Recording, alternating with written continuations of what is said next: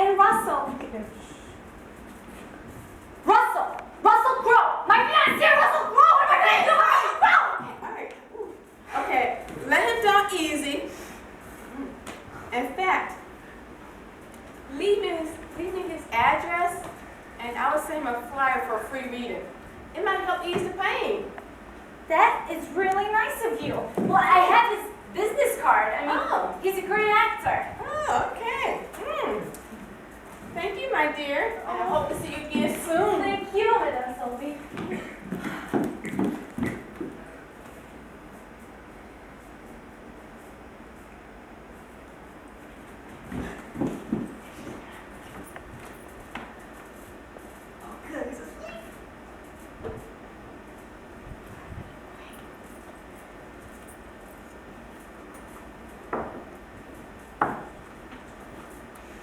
So glad he's asleep. Sorry, Rufus Joe. But I have a date with destiny. Here I go.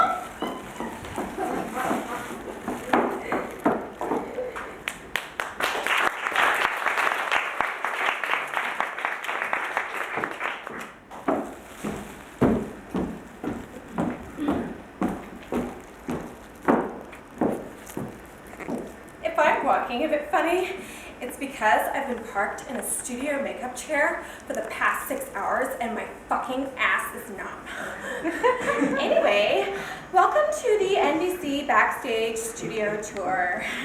In case you don't recognize me. What am I saying? Of course you recognize me. I'm Penelope Light, 2-time Emmy Award nominated actress in the daytime drama The Young and the Gorgeous.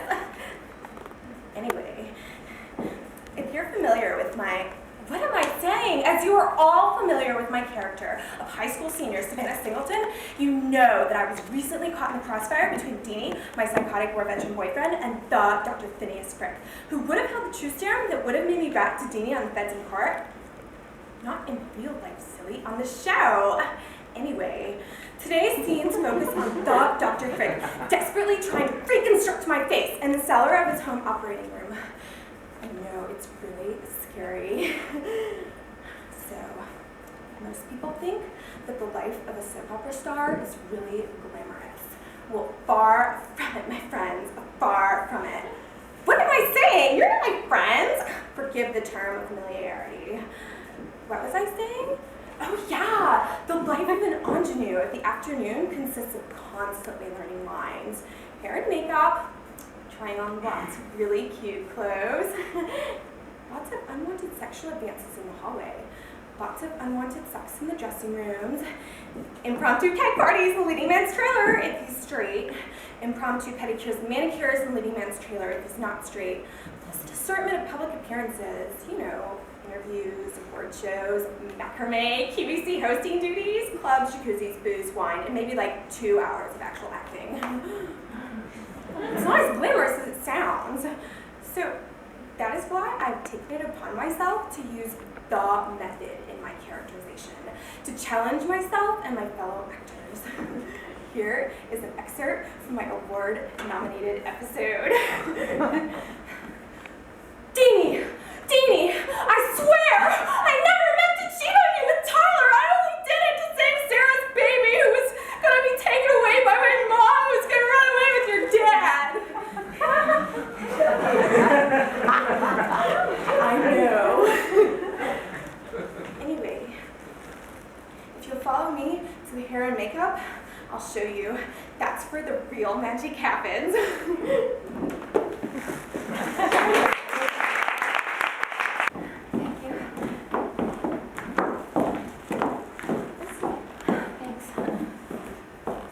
Listen, do you mind if I make myself a little bit more comfortable? Thanks, appreciate it. I mean, it would just really help me out if I could kind of, free myself up to open up to you in these sessions and let it all hang out. Anyway, as I was saying in the last session, it's not easy being a playmate.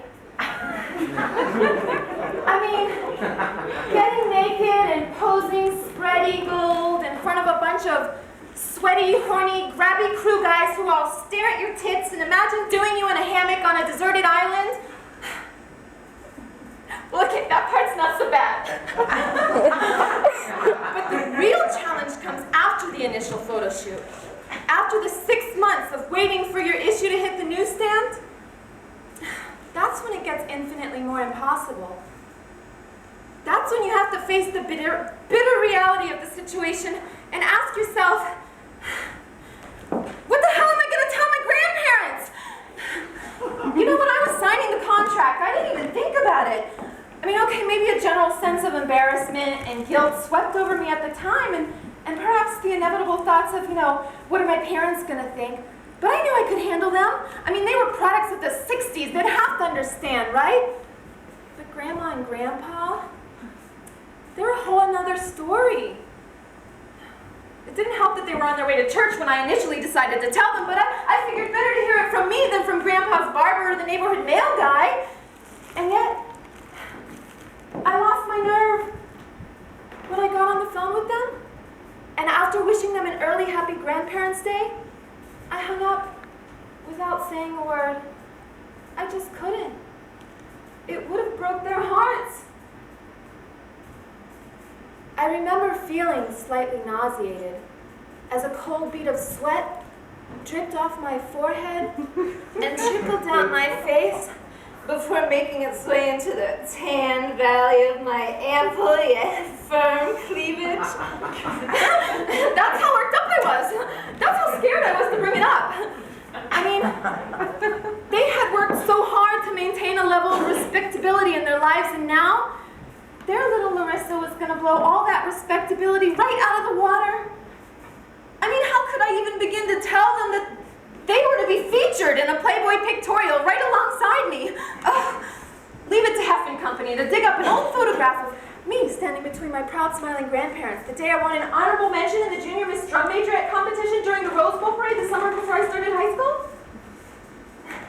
Yes, I was familiar with the format of the magazine, and yes, I had supplied the editors with snapshots from my formative years for use on that awful Playmate data page sheet. But come on already! I mean, couldn't they have cropped out the poor old couple? And while I'm on the subject, I never told anybody at the publication that men in scuba gear, kumquats, and trimmed chest hair were turn-ons of mine. I never said that. Anyway, now I'm positively dreading having to call them up and break the news to them. Particularly since the magazine came out yesterday and they live 2 doors down from a 7-Eleven. Yeah, needless to say, their cherished memories printed opposite a glossy shot of my naked body straddling a hobby horse will most likely come as a bit of a shock. Oh well. To borrow one of their phrases, that's life. It's not the end of the world, right? Hell, they'll get over it. You never know, it may even make them local celebrities of sorts. But now to deal with my other dilemma. How do I tell my fiancé? Time's up. I walk across the avenue, and I stand in front of the pottery barn, as I had been instructed to do. There in front of the fire hydrant, I see this silver blue Honda from like 1989 with the left side of the hood all crunched up like it just got hit by a garbage truck. And I'm thinking, great, do I really want to get into a car with somebody who drives this badly? I walk over to the passenger side and I wave inside. And as soon as I open up the door, it's over. I see the look on his face, and I'm thinking the same thing. This is a mistake! But to not to appear rude or crazy, and totally dismiss our matchmaker's judgment, I open the door and I get inside. In the car, Bert asks me if I still want to go to the restaurant that he suggested. Okay. But they only serve raw food. That's okay, we'll take a look at the menu, and if we don't like it, we can always go someplace else. So Bert agrees, and we drive off to the restaurant. place has very soothing, neutral colors, lots of sinuous lines. It looks clean and people seem to be enjoying their food. At the table, I take a glance at the menu. Food looks interesting enough. Lots of choices. I look up at Bert. He looks pale. His complexion is dull. Well, I was kind of in the mood for chicken. Well, dumbass. We're sitting in a raw food restaurant. These are the words that come together in my head. What comes out of my mouth? You can always go someplace else if you like, I say with a smile on my face. That's okay. No, really, it won't be the first time I've gotten up and walked out of a restaurant without ordering anything. Oh, that's okay. I'm just feeling kind of run down and really cold. I wish I could just twitch my nose and turn my date into this cute calico cat I always see at the deli. And surely it would not complain about being cold, especially since it's 50 degrees outside and unseasonably warm for a January night. Instead I say, "Are you feeling okay?" He rubs his hands together. The waitress suddenly appears. She begins rattling off the specials for the evening. I lose her right after the tantalizing tomato, yellow pepper, and cucumber soup. I'm concentrating on her dress, which looks like an ultra-mod version of something that Heidi would wear for a day trip into the city. Do you need more time? Before I can even open my mouth to say yes, he says, "I'll have whatever green salad you have." We have a nice house salad of organic mesclun greens. Okay. Put whatever dressing on the side and I'll have the hummus splatter and more water. "And for you?" she asks, in her perky Heidi in the city way. "I will have a blood transfusion for my date and a jet plane to my home." Instead I say, "I will have the seaweed salad and the maki roll, thanks." She takes our menus and walks away. I wish I could go with her. Instead I say, "So, how about those Yankees? Oh, I can't wait for the season to start." What? Sorry. Are you a Met fan? No, I don't follow sports. Okay. So, feeling any warmer? Not really. I guess I'll be okay once the food gets here. Yes, the food is going to warm you right up, dumbass. It's raw! The waiter brings over the first course. Bert wolfs down his salad before I can even figure out what 3 kinds of seaweed are in mine. You know, seaweed salad is actually pretty good. I love food. I love going out to try new restaurants. Do you go out to eat a lot? No, hardly ever. I always cook at home. Oh, and I juice a lot. Right now, I'm really into wheatgrass. Wheatgrass sounds pretty hardcore. No wonder he's cold all the time. The guy's drinking nothing but juice. This guy's obviously missing some very essential nutrients. Well, while we're sitting there eating, I look around the room. People are talking and laughing. They all seem so healthy and happy. For a split second, I wish I could just take my plate and just go over and join that happy couple over at the next table. "You have broad hands," he says to me. Oh. I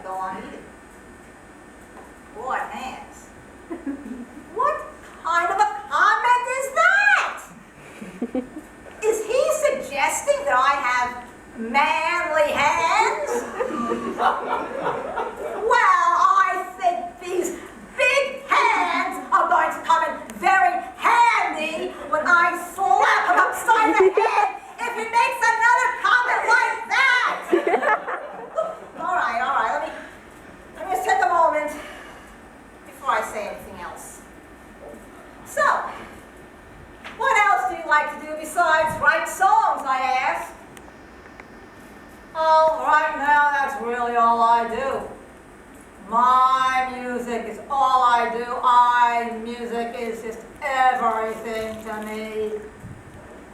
But I kind of like history. Okay. I'm halfway through my dinner when I decide to make conversation begin. So tell me about your music. It's Latin flavored pop. Waitress Heidi appears. She looks so happy and at peace. Dessert? No, thank you. We'll take a check. She brings over the check. Bert picks it up and spends what seems like 5 minutes staring at the check. My God, he's like muttering to himself. I think he's counting out loud. I hope he's not stalling to see if I offer to pay my half of the bill, because that is not going to happen. After what seems like an eternity, he finally takes out his credit card and puts it in the holder for the waitress. Back in the car, he asks me if I want to listen to one of his songs. Sure. It's a standard pop song, a Latin beat. It's good, but not surprisingly, it sounds weak. Like him. As we head downtown to my place, he asks me what street I live on. I tell him. But it really doesn't matter. He drops me off in front of the Pottery Barn where this whole thing started.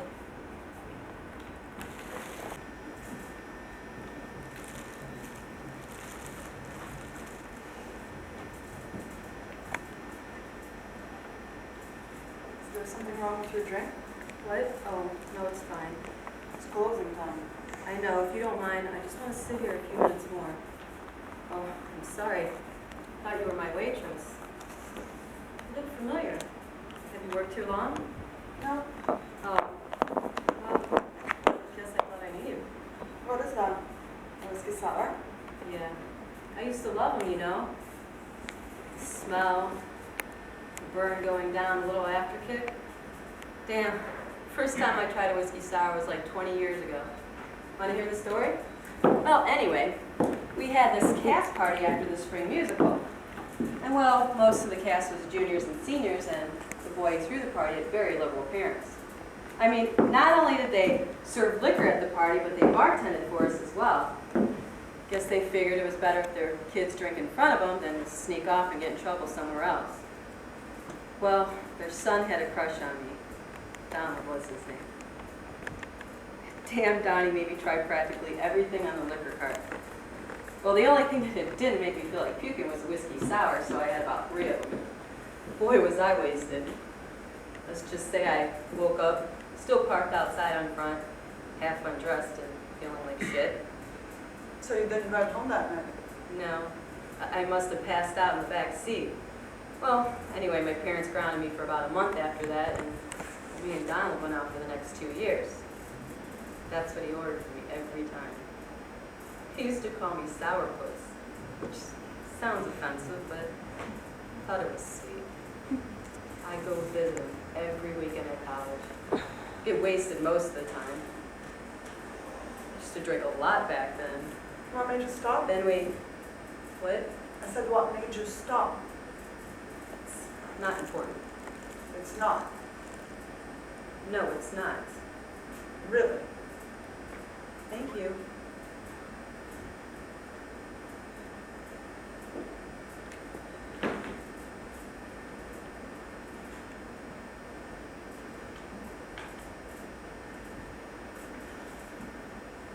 Shouldn't be doing this. What the fuck do you think you're doing? Huh? You heard me? No, what are you doing? Are you that thirsty? Excuse me, I'd like to speak to your manager, please. I don't work here anymore. You don't work here, then I can't believe you're here. do I know you? What could have made you come back? I hope it was something serious. Are you a regular here? Will you shut up and listen to me? Listen, Yes, I had a long time to think about what I want to say to you. maybe if we just called the bartender out here. Oh yes, just what you need, the bartender. I'll go get Pete. He'll bring you the whole bottle. Now what the fuck are you doing here? I just came in out of the rain. You swore you gave up drinking for good. I know that. Well, you sure didn't keep that promise very long. How do you know about the promise? Will you put that drink down? I haven't had anything to drink in over 3 months. So what the fuck is your problem? Would you watch your language, please? Fuck no, it feels good to speak my mind again. Where do I know you from? I don't know.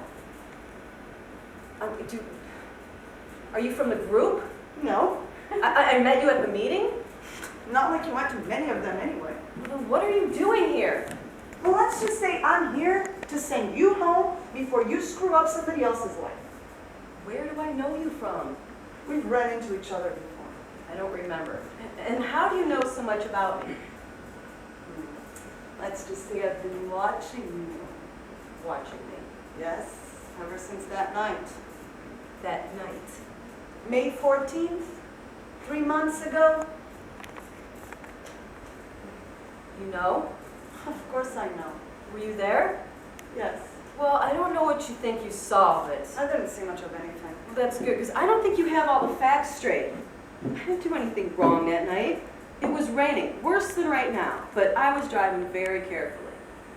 I didn't see the other car as I was going through the light, but my light was green, definitely. As I was going through the light, it just came out of nowhere. It ran the red light and crossed in front of me. Believe me, I got hurt in that accident. You got hurt? Yeah, I still can't move my hip very well. It must have been jarred by the impact.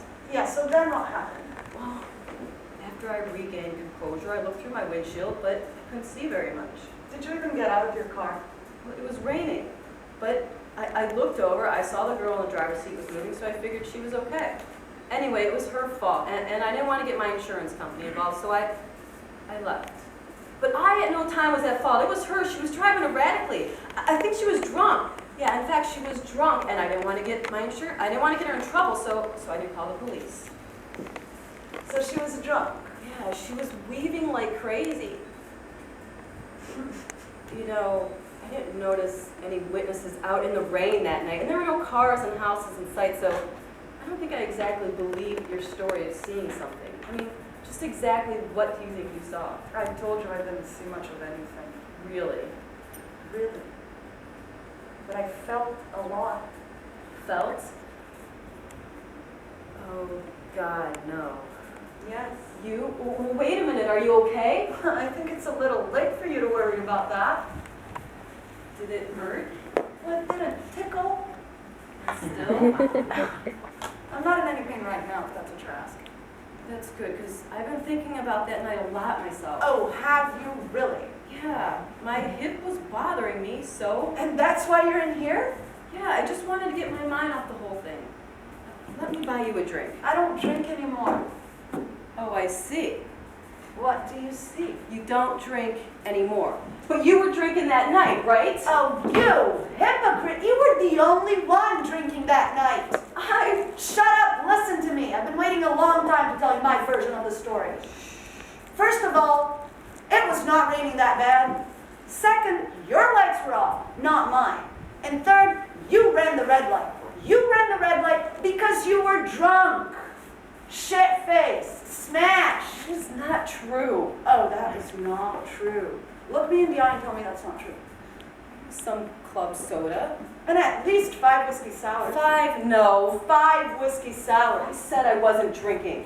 5 whiskey sours, sourpuss! Stop it, but you don't know what I've been through. Care. Just listen. My father used to drink every day. And he left me and my mother when I was only 7. I don't give a shit. And my mother, she married another man who drank even worse than that. And he used to beat the shit out of her right in front of me. So? No, it's not a good excuse.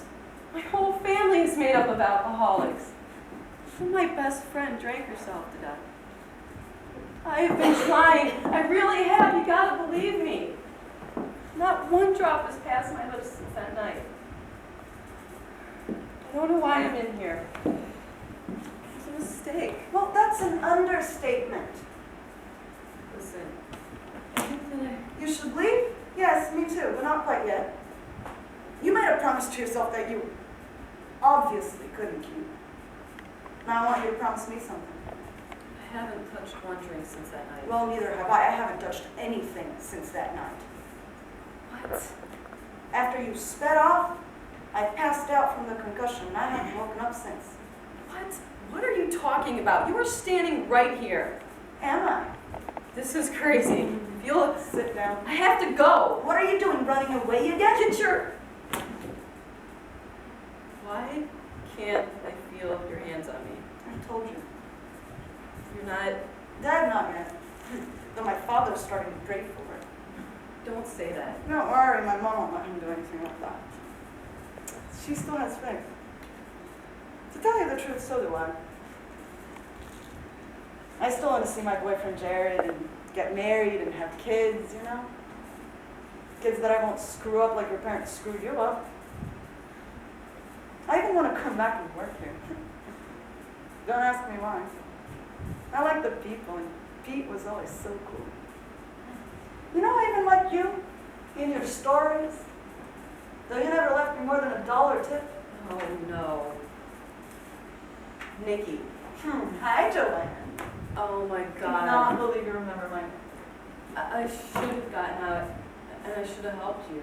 But I was confused, and I just wanted to go home. But as soon as I got home, I called the police from the payphone outside the building, and then I drove back there later the next morning to see if there was anything I could do. It's still a hit and run. I know. I thought I had a rough living with this. But you? Well, finally you're thinking about somebody other than yourself. I'm so sorry. Sorry's not good enough. I don't know what else to say. I want you to promise me something. Yeah, anything. Stop feeling guilty. Stop. Yes, and stop feeling sorry for yourself. Get on with your life. Make the most of the time you have left. Go to the concerts, go to the beach, have sex. Donate your money to charity, feed the homeless, whatever the fuck you want to do. Listen, I wasn't perfect either, but I don't know if I'll be able to make up for my past mistakes. You still can. You owe it to me. You actually owe it to yourself. I understand. I think. Well, good, then get out of here. Is that it? What do you want, to drink on it? No.